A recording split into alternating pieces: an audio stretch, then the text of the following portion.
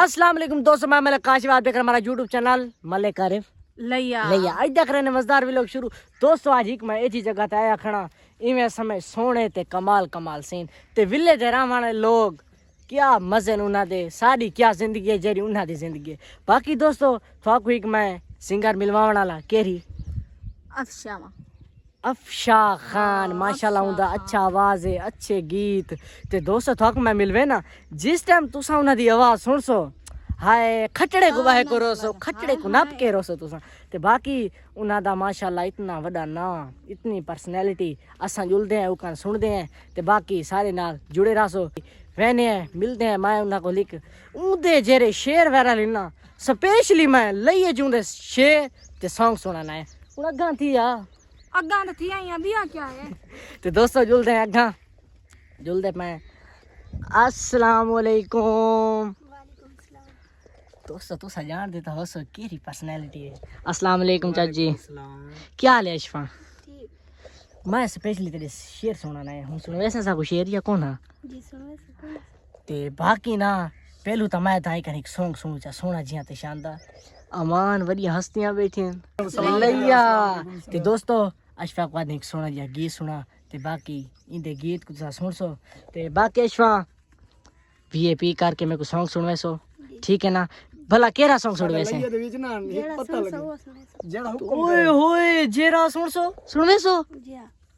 चाचू जी हाय चाचू देखिए मोहब्बत साकू खावे ने बाकी इना दा बहुत शुक्रिया अदा करे ने भाइयों ने साकू टाइम दिता है ते बाकी अशफा हुन इंशाल्लाह शुरू करो ते मेरे को सुनवाओ। मैं पता है केरा ये गाना पे सुनदा मेरे ढोले को बेड़ी ते नबीला माशाल्लाह ते कमाल ते सुन ते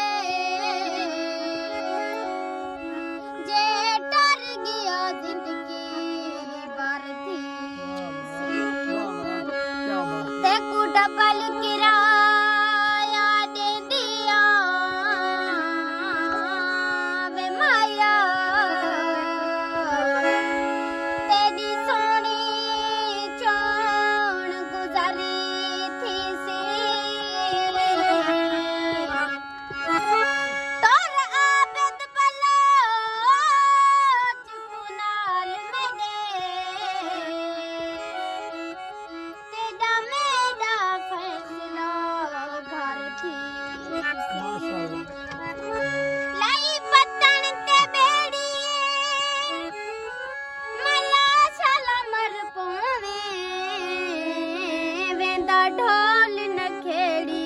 हाय हाय हाय मेरे ढोले को ना बेड़ी ते बिल्हा मेरे ढोले को ना बेड़ी ते बिल्हा देसा पर चमक देते करो ए गलती मला न करी ते ढोले को जुदा न करी ए गलती मला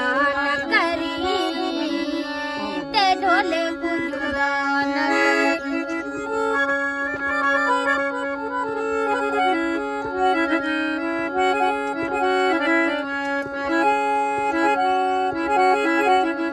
मेरे नाली में सर तो खपाना